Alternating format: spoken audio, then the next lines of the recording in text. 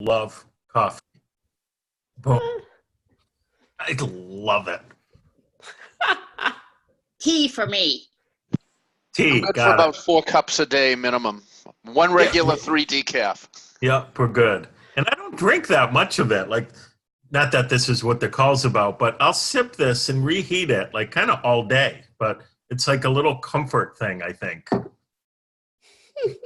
I do the same thing. Two great minds with a single Hey, thought. us Massachusetts guys, man. You got it.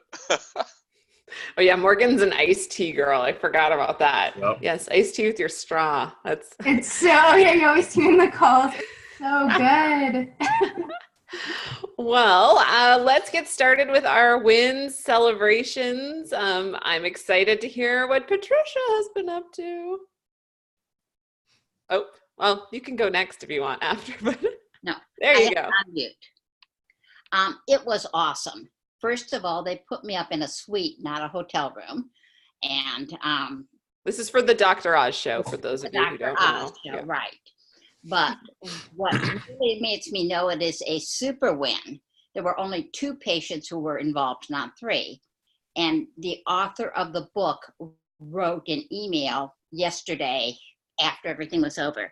You both were superstars today. Thank you for all you did to make the show happen, for traveling out here and having the courage to tell your stories with such authority. Your stories are so important for people to hear. If you wish, we will look in for more opportunities for people to know you and your story. We need to get the word out that illness represents an opportunity to ask about what's missing or out of whack. And there are pathways to well-being and vitality that are usually overlooked. I hope you both have a safe journey. So to me, that makes it a real win because he's going to look for other shows for us to be on. Very nice. Congratulations. I'm so proud of you, Patricia. Awesome work. Thank you. Awesome, awesome work. Who else? What other win celebration? Oh, go ahead. Is I got my self-journal. It was waiting here when I got home, and it is making so much sense out of everything. A way to put all of this collaboration in order. So that's exciting too. Good. I'm so sorry you didn't get it earlier. I'm glad you've got it now. Mm-hmm. Who else would like to share? Yeah, John. Several things cooking. I wrote my first article yesterday. It hasn't gone anywhere yet, but I wrote it to use as a money-making activity. I think I've sent out about 20 emails. I've gotten a handful of responses back. I found out I missed, they had speaker selection 5 days ago, and I just contacted them this week. So put something on the calendar for follow-up for next week. Reworked one sheet and 7 reasons to hire, and going to talk with Sarah about that tomorrow. I did hear, David said email is best to set up the interview thing. I did actually talk to some people on the phone, which pushed my buttons like you cannot believe. I'm like, but I did it. And got some follow-ups again through email, which I think a lot of times is the preferred way for people to do short communication. But a lot of irons in the fire. Sent out 4 more emails this morning for possibilities to interview and 4 more emails about who hires speakers. So got a few things cooking. Wow. That's really the theme that I just heard from there is like relentless irons in the fire. This is like active, I don't know how many you're up to now, not active 20. It sounds like much more than that. So awesome work, John. Awesome, awesome, awesome. Thank you. And I just want to use John as an example. First, John, some praise. That's awesome. I mean, you are just in action. And I want John and everybody to just imagine, just listen to John's report. I've got the article, I've got email follow-ups to do, I'm sending emails, I'm making phone calls. It was challenging. Look forward to hearing more about that. But all that you're up to, and I just want you to imagine doing that 3, 4, 5 days a week for 6 months. Like imagine just mentally, now and later after the call, maybe write about it in your journal. Just imagine where your business will be with that kind of action compounded over time. Because not only are you taking the action from that, but you're learning as you go. Hey, I think I'll tweak this and do this a little better. So it's literally a compounding effect. And when you really think about it, there's no way to fail when you're committed to that kind of action, because you're just keeping going, you're measuring your results, you're fine-tuning for better and better performance. So that would be a nice little exercise for everybody to do. And congratulations, John. Thank you. Thank you. Anyone else have something they want to share? Well, I will. I'll share. I'll jump in there. I had a couple of good conversations this week. Yesterday, actually. One was with a former client, and they would like me to come back out and do some more work with some of the teachers in the school district. And so I threw them a proposal for a 2-day workshop, and my fee was pretty high, but I have a relationship with the decision maker there. And so she basically told me that because of the price that I was charging, it's over a certain amount. And so it'll take extra time and they'll have to entertain other offers according to their policies. And so I kind of countered that. Well, instead of it being 2 days, what if we dropped it to 1 day and had the second day later on as 2 separate events, but still the same total, and that could work. So that was just preventing something from being a lost opportunity there. And then I was contacted by an education tech company to host a Twitter chat for them. I do them occasionally. And so they had asked me to host one on behalf of their organization. And so the lady reached out via email. I got her on the phone. We had a nice conversation, and I was telling her about some of the work that I do and that I am a speaker. And she was telling me about some of the connections that they have with some of the partnerships that they have with several school districts across the country, and she'd be happy to introduce me. So I tried my best to turn that from just something that can be a one-off into an ongoing relationship. Wow. Cool. I really love the creative problem solving of like, well, if your budget's only this much, let's just split it into events. Like, that's awesome. And I assume that that's still like effective for the type of work that you do. It's like Correct. Not diminishing the quality. And you said it's local, right? No, this one is for a school and district in Virginia. Okay. But it was just something that it could have, like, I could have lost out on $8,500. So Yeah. It was just something that I was like, all right, what can I do to kind of just make sure that I try and hold on to as much of this as possible, and it's still in line with everything that I do. So I didn't have to change anything. Cool. Yeah, I mean, it'll be a little more travel, but other than that, that sounds pretty cool. Awesome work. Mhm. And the second thing too is you're just really focused on relationships, and that's so important. So for everyone, this is all about those long-term relationships. Keep working those relationships. Mm-hmm. Eric, you had something to share? Yeah, I was just going to say it's interesting is that all of this activity that these MMAs and everything you've asked me to do, I just want to tell you you've caused me an awful lot of work because people are actually calling me back. So on a serious note, is that I'm almost getting to the point of being overwhelmed with the amount of activity that's coming in, a little bit related to the speaking, a little bit on the training, and a ton related to the platform. So just it's going to be an interesting ride. Yeah. Fantastic. Are you going to be hiring people to help you out? Yes, that's my plan. The thing is, right now I'm in the position that it's the first time of doing each thing. Yeah. So like, for example, it's, can you tell me about X? Well, I have to write out X in order to be able to send it out. So I'm being very purposeful to do things, setting up procedures that I'll be able to bring on an assistant or whatnot as it allows. Because if everything's a one-off, you can't bring in anybody to help you. Uh-huh. So I'm trying to procedurize things at the same time. I'm trying to figure out what should be procedurized. But it's going to be interesting. In fact, I'm meeting with someone later today who basically markets, not what I do, but something else to coaches. They really like the, the assessment, the 360, the process behind it, and they want to introduce it to their 1,000 coaches. No, terrible. So where it goes, who knows? I But swear. anyway, it's turning into a very interesting ride, very interesting and very busy ride. Phenomenal. One thing I want to reiterate there is just, putting those procedures in place, so important, like you said, but that's another reason to become known for something so that people can ask you for the same thing over and over again, instead of like just kind of taking any contact that comes to you and you have to do one thing for one person, another thing for another person. So you're just staking your claim about office influence, and you'll get hopefully you'll also get repeat business, but repeat content that you can continue with. Yes, that's my plan. I'm still actually doing a lot of things separately in my ITML Institute. Yeah. So I have that, I still need to make money in the meantime. So that isn't as proceduralized. So all those sort of things that I did wrong in the last one, even though I can't complain, I'm doing okay. But I'm trying to purposely single target here.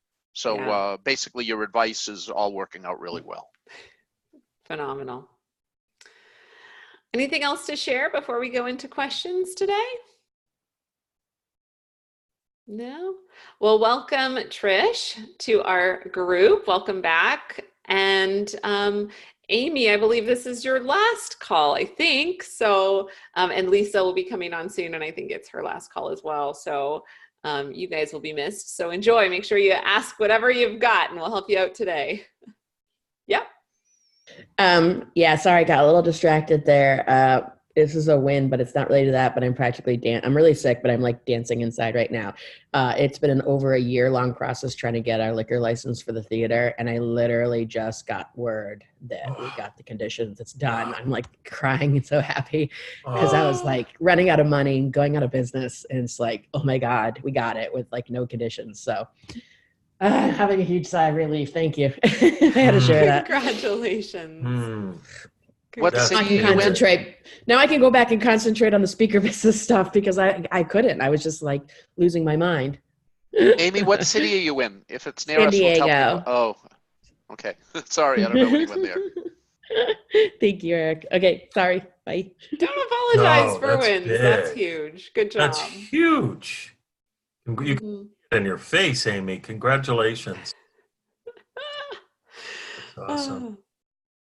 Awesome. Well, I think we only have one question today. So if you guys have questions, pop them in so that we can answer them. So John, the action man, people I've reached out to about doing interviews want to know, where is this article might be published? What are the best ways to answer that question?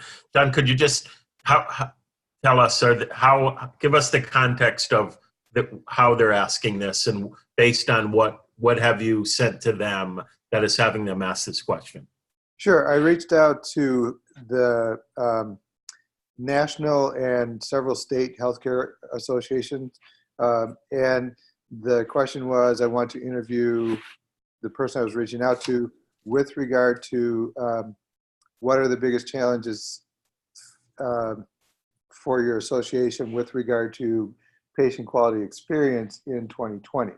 So that's the topic of the article, and want to interview the top leaders in the healthcare association industry so that I can have some answers to that question. What are the biggest challenges with relation to patient care? I believe this response is coming from the American Healthcare Association, from the vice president. So she wants to know where that article will go. And okay. So I've looked up, there's lots of different sites that host blogs and things, but I don't have access to them yet because I don't have the article written yet. Yep. And so I think thank you for the context. I'll start with, I think the answer is naming a couple of the places that you're looking to get published. Okay. Something just very authentic. Say, here are my top 5 organizations or associations, whatever they are, where I'm looking to get published. Something like that. it's honest, it's specific, it shows you've done your research. And then I'll just put a marker in this. I don't know who on the call has experience in publishing. I don't know how it works with, like, if this person is concerned and would only want her quotes to be used in specific areas and not others, if she's can be granted permission for that. I don't know how that works. That might be a step down the road, but I wanted to just declare that in case it comes up. But that's how I would begin to answer the question. Okay, and I know that I'm pretty sure the American Healthcare Association has their own publication, so I could suggest it for that. And Stephanie, I did see your response.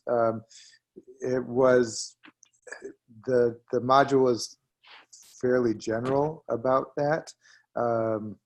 So I'm just looking for some more. So I'm not a LinkedIn person, but is that a way to say I can certainly share it with your association, or you can share it with your association? I've never done that, so I'm not sure how that works. And I don't want to go back and say, well, gee, I'm just writing it. I want to be really specific about ways it can be used. So can I jump in, Michael? Yeah, absolutely. Okay, so for the interview strategy, I mean, it'd be great, John, if through this strategy you can get a column somewhere or like a regular feature. That would be really cool, but not necessary.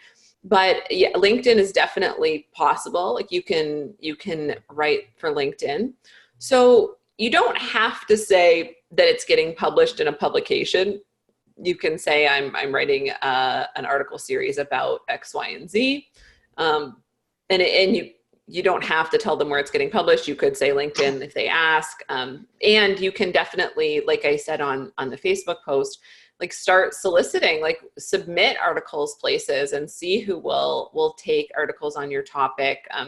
A lot of places will take articles. They're looking for content all the time. So that's good.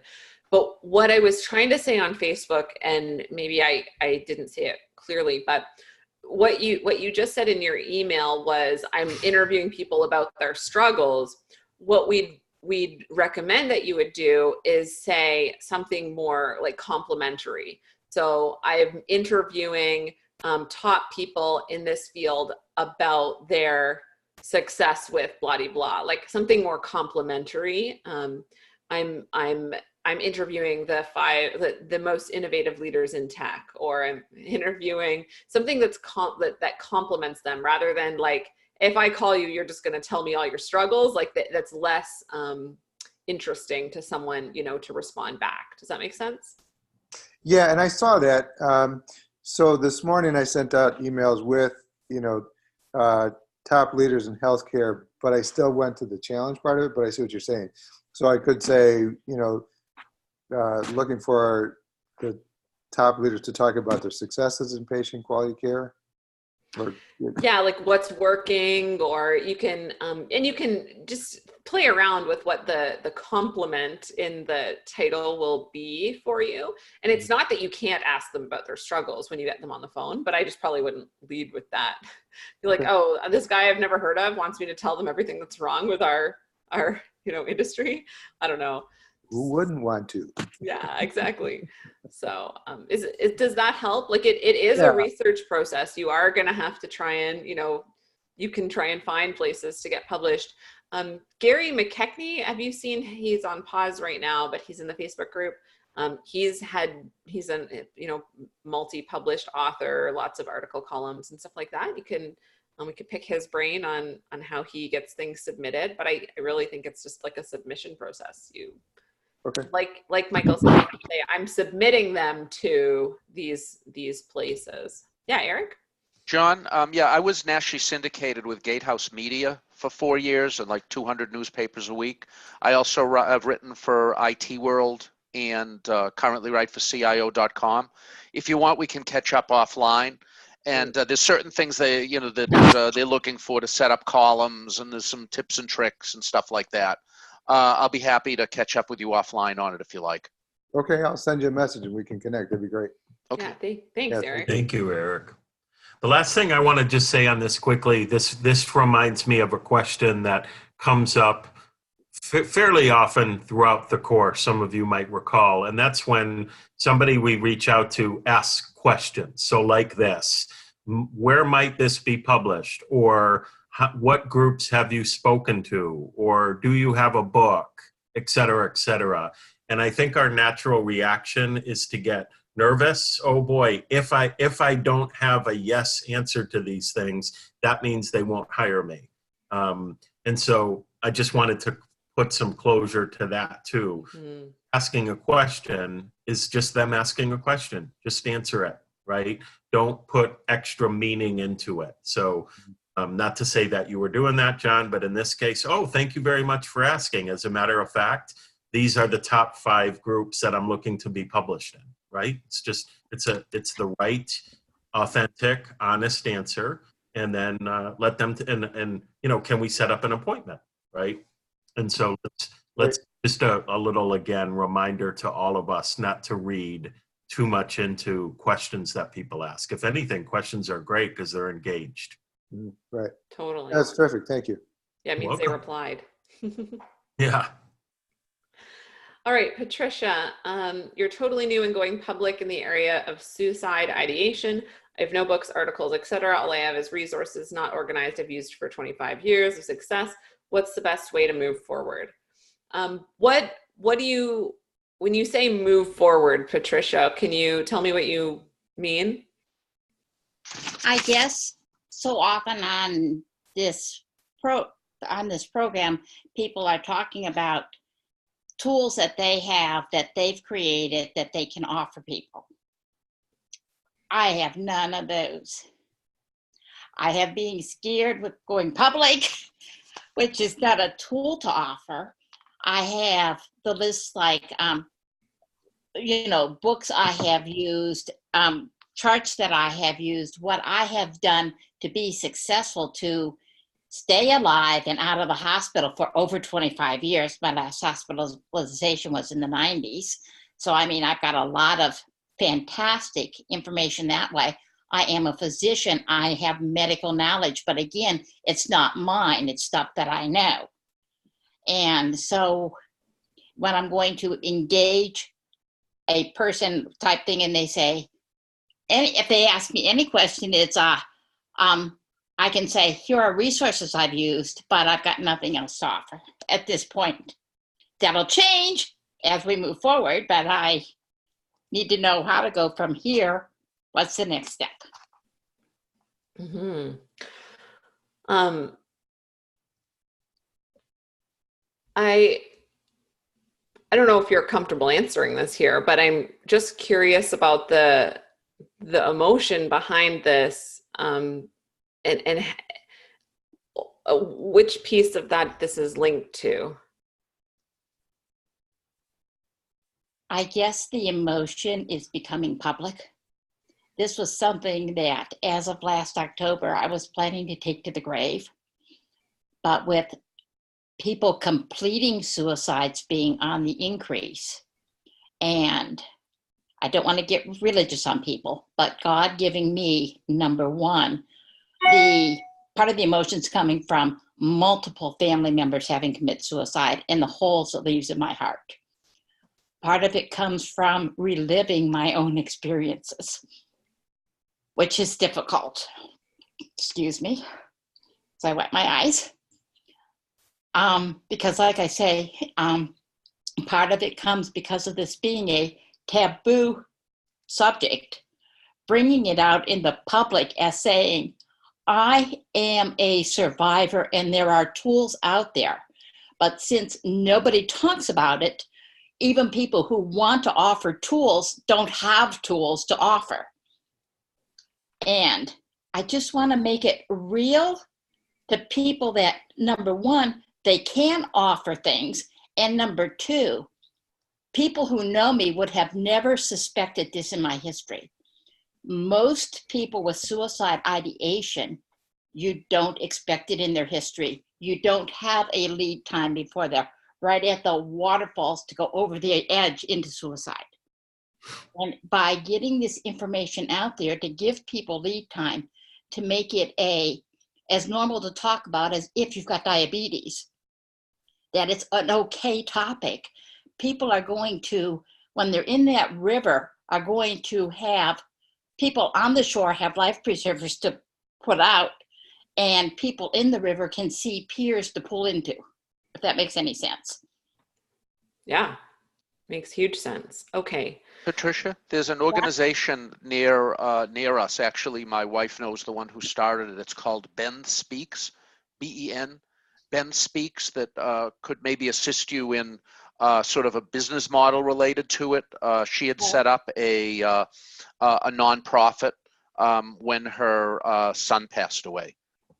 I'm involved in a Facebook group out of Minneapolis right now, where it's a mother whose daughter passed away had set it up, and I've contributed a little bit there. The most I've gone as far as courageous steps is, if you're ever interested in knowing my story, I'm willing to share. But they don't know any of my story. They do know I'm a physician and that I've got interest, and that's about it at this point. But like I say, all of this is new, because when I first signed up to be on Speaker Profit Formula, I was planning to use my expertise as a physician, linking things like what we know about microbiome, what we know about other modalities that can augment your success with Western medicine. So this is a completely new 180-degree switch, but this is where I really feel, I hate to say breast cancer as a blessing, but it put me on pause while I dealt with another issue, but which, by the way, is completely in remission now. I've had my most recent mammogram about a week ago, and so everything says I'm in remission, and I plan to stay that way. But it put me on pause while things worked out in my life to say, hey, this is the way I need to go.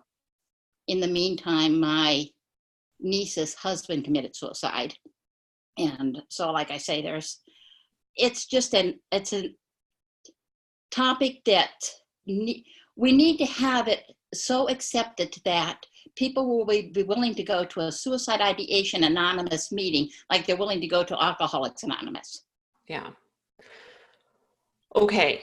So there's a lot to. I'm passionate. Yeah. There's a lot of pieces of that, but I want to go back to the part you said earlier about tools. I feel like this is really strong for everyone in the group. A lot of people ask us that, like, okay, so I know about my topic, but when someone says they want to hire me, like, what do I do for them? Right. And I'm hearing that from you. So other than speaking about it and giving them some of the resources I know about, that's all I've got at this point. Right. So, well, not right. I'm going to help you through this, but this is a good start. So this happens, right? Okay. Yeah. I could give a 60-minute talk about it, but what happens if they want to bring me in? What happens if they want me to do training? What happens if they want more or something else, something long-term? Well, the thing is, I'm very comfortable doing training. I was a school teacher before. But about this topic or just? In general. Okay. In general, I'm very, and I can, and depending on how much they go, begin, because like I say, I have a lifetime of knowledge. I have a professional repertoire of people not identifying suicide ideation, but people saying I'm anxious and dealing with their anxiety the same way I would with my suicide ideation, or dealing with their depression the same way I would with my suicide ideation, without ever letting them know that that's the case. And so we use safe, Patricia, mantles to cover. I think this is a real quick. This can get away from us a little bit because there's a lot to unpack here, as Stephanie said. Just to help narrow it, your specific question is, what can I create as a resource for people? Is that correct, or something like that? All I have is I have no books, articles. All I have is resources. What is the best way to move forward? Mm-hmm. Can I just quickly say something, Stephanie? Yeah, please. Two things. Just let's laser this very quickly. Number one, take a 2 hours and compile your resources. You Yes. have lots of Okay. resources that you Yeah. used. Create a document, the top 10 resources to help with suicide prevention, something like that. And don't take a lot of time on this. Just get started, just a simple 1-page list. And two, take another 2 hours and write a 2-page little pamphlet on your perspective of it, right? And start there.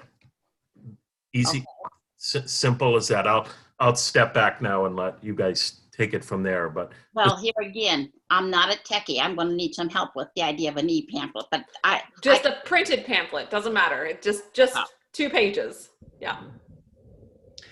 So exactly, Michael. So you're just taking, you said you haven't compiled your resources. So compile your resources, right? that I can do. Mm-hmm. Yeah, John? but before we Go ahead. before we start adding more to that, Patricia, how does that sound for you? Just Basically, it does give me a start as to, I don't go looking for the local NAMI. I don't go looking for the local suicide group. I don't go into Facebook. I don't go into LinkedIn. There was just so much that's going on that it helps me get organized to say, here's step 1, here's step 2. And that's laser focused, Michael. That's what I needed. Mm-hmm. Beautiful. And then, Patricia, what that 2-page document becomes is an outline for everything, kind of.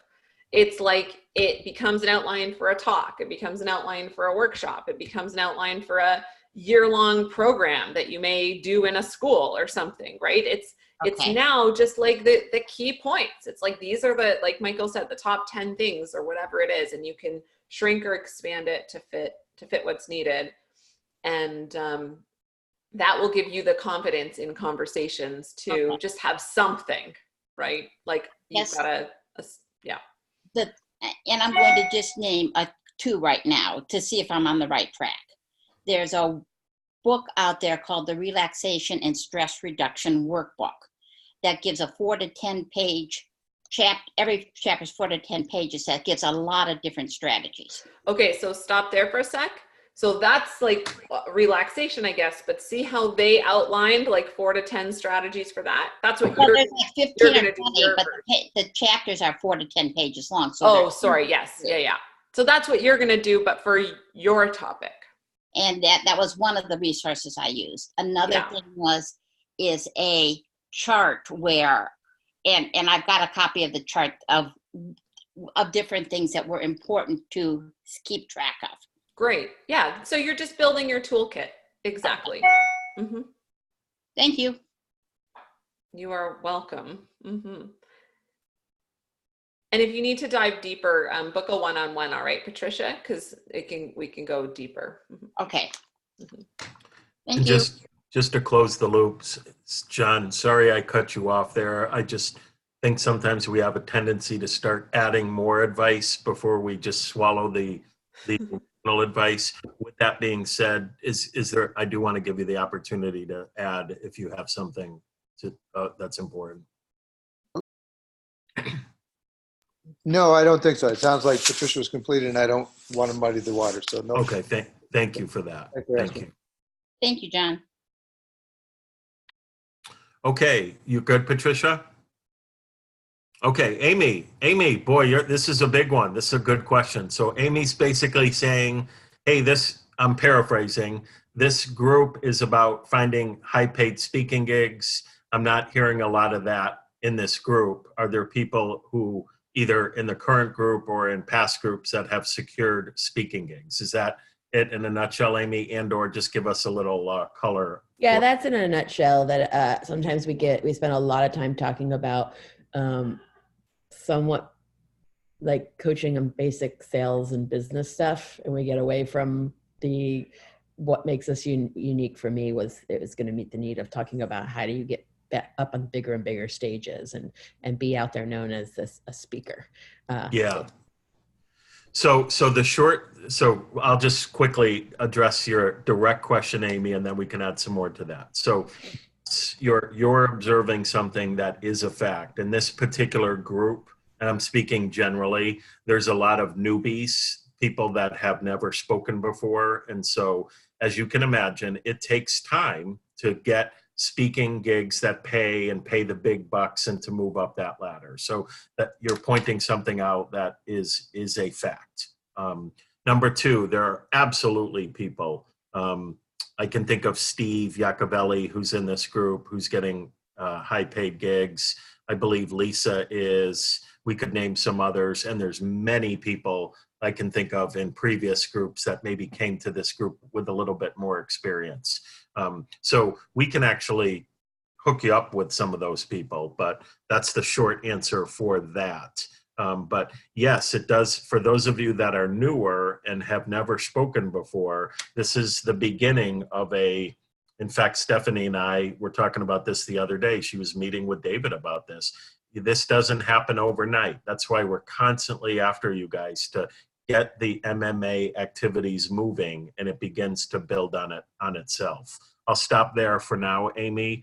That's kind of the general answer to your question. Is there anything more specific we can help you with? No, and that's what I'm trying to because sometimes we get into other stuff, that the stuff about the actual getting to those bigger speaking gigs, because I have been speaking for a while, that they're just not giving that space to sort of make those questions come up lately. So sometimes I just tune out a little bit. But I see Stephanie saying the SPF momentum, there'll be more people in there a little further along. So maybe that'll be good to be active in that. Thanks, Steph. Well, yeah, so it's our group for the graduate. So once you guys graduate from this, then we invite you to it's just a free Facebook group so everyone's been invited who's graduated from SPF. And so anyone in there has been working this system for a while. They're getting the speaking gigs. And so like Michael said, we could introduce you to them, but they'll also all be in there as well. So you'll have access to them.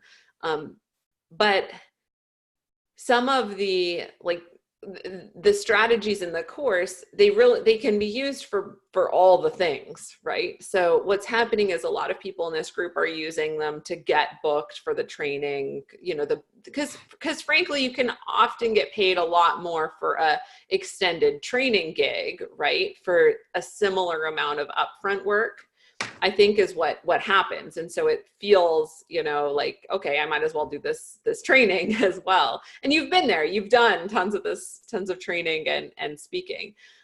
But similar, I think about, especially for you, I think a lot of companies have these all hands meetings and stuff where they hire speakers to come in, and associations, again, have these large events where they bring people in.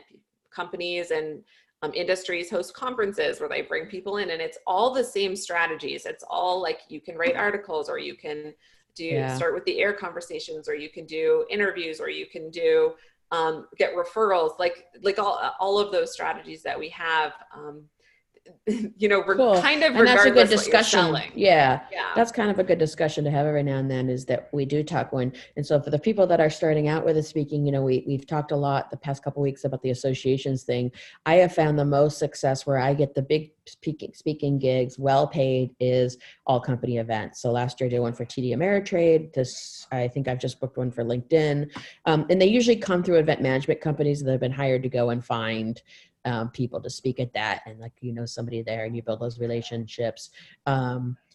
So I do think that is going to be my real focus, is just keep finding people having all hands retreats. And the interesting thing, so the LinkedIn, the Ameritrade, these aren't even their whole companies. This is just their 3,000 person, finance team or something, or sales team.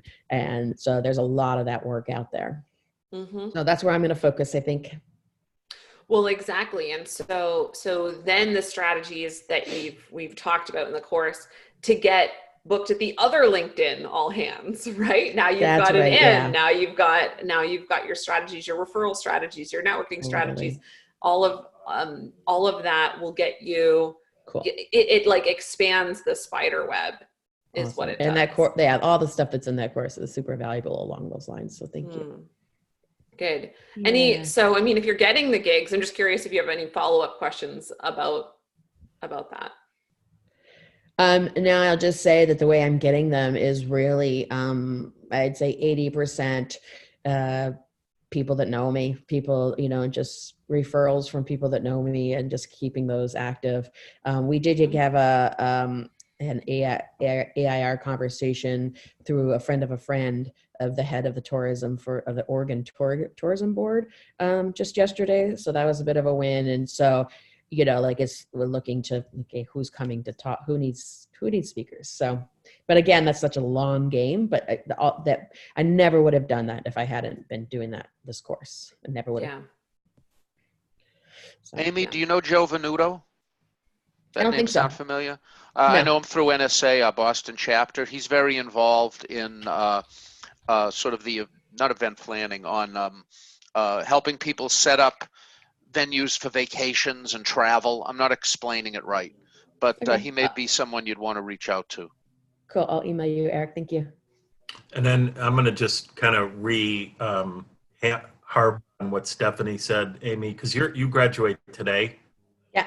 Yeah. So when you get shifted to the grad group, if I may ask you request, post the very specific question. You will get immediate responses. I participated in the grad group, and there are some very, very high quality people in there making a lot of money speaking. And they're very helpful and very generous with their time and response. Wonderful. Thank you. So here's the thing, like, since we don't have any other questions, I want to just put a little frame on this. So you guys are in the course for like a snippet in time, right? And that snippet in time is like enough time to digest the course material, to start doing your MMAs, to get some foundation work in place as far as your why hire one sheet, to ask questions about your niche and target market, just really refine that stuff. But this system is meant to be worked like indefinitely, right? So there's no I mean, obviously the more gigs and stuff you book while you're in this program, the better.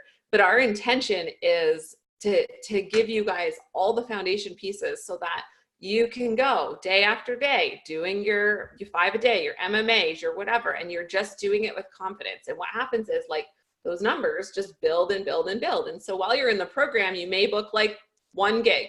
I don't know. Sometimes people book a lot more if you're further ahead. But we definitely expect that by the time you've, hit 6 months, you're really paying off. Like this stuff is really starting to pay off. By the time you hit 12 months, you're getting recurring business. You're getting all of those relationships. Like Amy said, you're getting gigs based on relationships. They weren't like the last few weeks. You've had these relationships for a long time, and they're starting to come to fruition or repeatedly coming to fruition. So just a little bit in response to Leslie, what you wrote, but that's the intention here. So we're here for the foundation, but then working the system and being in the momentum group and any other program you decide to join with us afterwards. It's an ongoing thing. We do not have silver bullets in the program. That's intentional. We don't really believe in them. So I hope that really inspires you guys that it's not just this snippet in time. This is an ongoing process. That's why was it Eric saying he's building systems, because this stuff needs systems so that you can keep working it ongoing. Was a bit of a rant, but I hope that you guys hear that. Okay, well, Lisa, welcome. Glad you made it. All right, Martha, one last question for the day, and then we're going to quiz you all on your MMAs.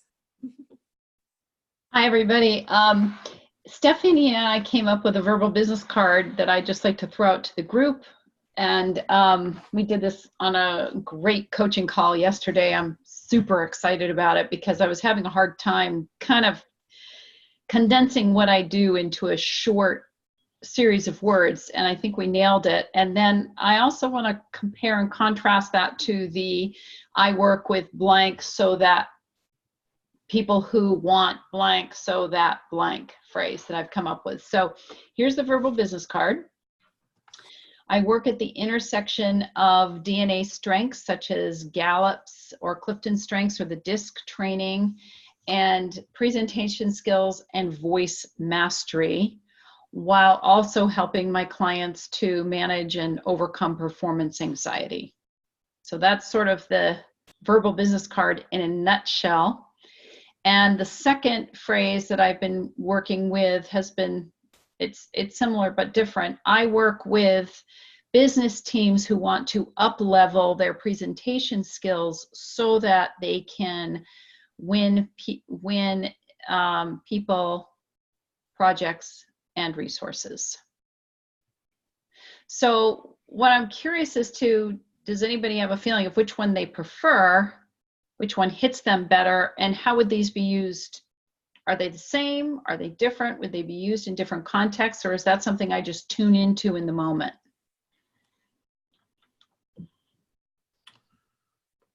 I'll start because I had a visceral reaction. The second one was 100 times better. That first one about the intersection, that didn't land for me at all. Okay. To be blunt, me personally, hear that from several other people. I would take that. If it's just me, then let it go. It just sounded jargony. I had a visceral reaction to both of them, and that both felt like they had some jargon in there, like up level and intersection. If there's a way to cut through that, I think I would feel more drawn to it. Thanks. This is Lisa. I guess I'm going to echo the same thing. I would keep it simpler because after you sort of gave what I interpreted as a first sentence, I drifted thinking about that first sentence while you were continuing to tell me more, and I couldn't process it all. So shorten it. Street smart language. Speak like a person, what do they say, a 8-year-old, with short words. Don't try to fancy it up. People don't really care. So there was a part where you said, like, I help you overcome performance anxiety so you can do better. Something just boom. And then when they want more, just punchy, and then let them ask. Oh, say more about that. Then you can kind of get into the more wordy part of it. Yeah, I thought that was the best part also. Because so many people have that issue and that fear that really stood out, and I understood it. The good news is, I know we're kind of being blunt, there were a couple pieces of, and maybe repeat it, and I don't know, but there were a couple of catchy pieces to all that you said that were really head and shoulders above the rest of it. So I would just focus on that and just just a reminder to everybody, you're not trying to sell people from your verbal business card. You're just being an authentic person. I used to tell a joke about, hey, what do you do? Oh, I am a professional refuse collector who proceeds to procure refuse from various homes and businesses throughout the neighborhood on a weekly basis. Oh, you're a garbage collector. Yeah, that's what I do. Like, just say it. Be authentic. Well, a lot of times I'll just say, I love helping people find their voice, and because I'm a voice person, and that includes public speaking, and presentation skills, and learning how to speak from your strengths and overcome your performance anxiety. I think when you say I help people find their voice, there's another meaning to that. I think you're thinking literally, and the other meaning is have the courage to speak up, and that I'm important, and sort of a psychological bent to it. Well, it's both. Because I think if you know who you are, if you really understand what your strengths are, then you can speak powerfully. But if you're targeting a business audience, Yeah. I think the performance anxiety one has a lot more click. I'm sorry I'm talking so much. This is my last class with you guys, and I joined late. You're getting it all in. I'm No, getting it all in, right? I appreciate this. So it could be I help people find their speaking voice. Patricia, what? I just want to give Lisa, I just want to share what my mantra is. It's KISS. Keep it super simple. Right. Yeah. And by using it as a mantra, it has helped me in many situations. Right. So, Michael, which were the phrases that really jumped out at you? Could you repeat them? Could you repeat them again? Yeah. And, So it was and Martha, repeat it shorter, because when we talked about it, it was much shorter. It was. Yeah. I'm not surprised. I would bet. And I wrote it down and it expanded. I would bet Stephanie had you had it perfect for you, and then you went. We did. Why didn't we record that? So it was basically. We did. I'll send it to you. Okay, good. Just how about this? Just go back and do what Stephanie said and move on. I don't need to add anything, but if you want, I'll be glad to tell you the phrases I like best. But yeah, so it was helping people speak from their DNA strengths, such as no. See, No. David loved that. Okay, so see, There it is. Yeah. So forgive me, because this is where, as we've said, you start asking for opinions. People are going to say different things. So you want to defer to David? I'm happy to have you do that. He's the master, but. But he is also not a woman in tech with performance anxiety. So this is a important factor to remember. Yeah. I work with a lot of those people too. So yeah. I get excited. So Stephanie just said he's not a woman in tech helping women in tech with performance anxiety. That's it right there. That's your verbal business card. Yep. Stephanie's laughing, going, yeah, that's what I told her yesterday. I help women in tech overcome their performance anxiety. That's it. And maybe so that they can. You could add a little bit, but that's it. I like that. Or just I help tech employees, because I don't want to just limit it, but right. Yeah. Whatever the Right. I help tech employees overcome their performance anxiety so that they can speak with more persuasion and influence and power. Well, yeah. Wait, I'm writing it down. This is recorded too. Leslie, do you have something to add about Martha's verbal business card? It actually sparked a question. Can we, if it's a question, can we pause it? Yeah, okay. Yeah. Okay. I help tech employees overcome their performance anxiety so that they can speak with more influence and persuasion. Yeah. What from me, and I'll just shut up. We're either that's it or you're darn close. I'm personally not. I don't think the exact wording in the right perfect order makes a difference. Just you're speaking from the heart and you're being real. If it's that or something similar, to me, that's a lot better than DNA and crossroads and whatever all that other stuff was. God bless it. Well, you remember how there was that module, Stephanie and I dove into this, where I work at the intersection of blah and blah and blah. And that's what we sort of dove into. But she'll email me as to how we actually said it.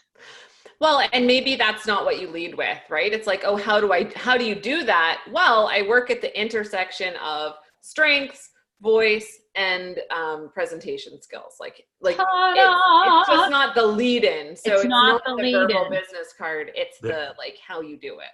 Well said. I love it. There you go. Thank you. Thanks, friends. Beautiful. Okay, Leslie, quick question, and then we want to dive into MMAs here. Yeah, sure. Real quick, just for the conversations that I do. What about I help people find their truth or move beyond the story? How's that ring? Do you know what that means? I mean, find their truth? Is that what you said? Yeah.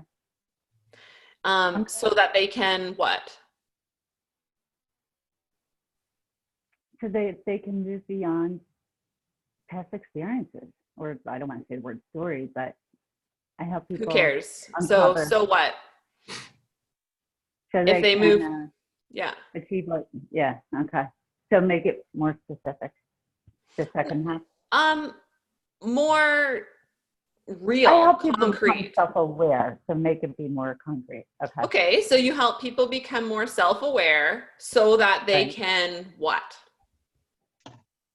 Do what they want to do. So they can what? I'll think about. I was kidding. I said do what they want to do. I was kidding. I'll think about how to say that one. Are Yeah. you saying so they can lead a more meaningful life? Lead it. Yeah. Lead a. I don't want to throw the word purpose in there because that's like over. Could we? So the way I like to think of it, Leslie, so I'm more in the personal development realm. I'm trying to switch. I mean, I'm trying. Go ahead. But so the way I like to think about it is, if we're thinking about Martha, right, who just said, I help people, bus performance anxiety, I think is what we were coming, so that they can, then you want to picture like what scenario in their life or their business or something is actually going to be different. Like when they wake up, what is going to be different about their day if they are self-aware? If they are self-aware, are they going to have a better, like more loving relationship with their family? Are they going to have a team that respects them more? Or like what's actually going to change? And if their team respects them more, so what? What does that mean? Like maybe their employees stick around longer, they have better performance reviews, that whatever. Like you want to keep drilling down to how is it actually reflected, like for real? Like how could an outsider see that there is a difference in that person? So I know the answer to that, but I don't know. Farewell, Amy. Lovely having you here.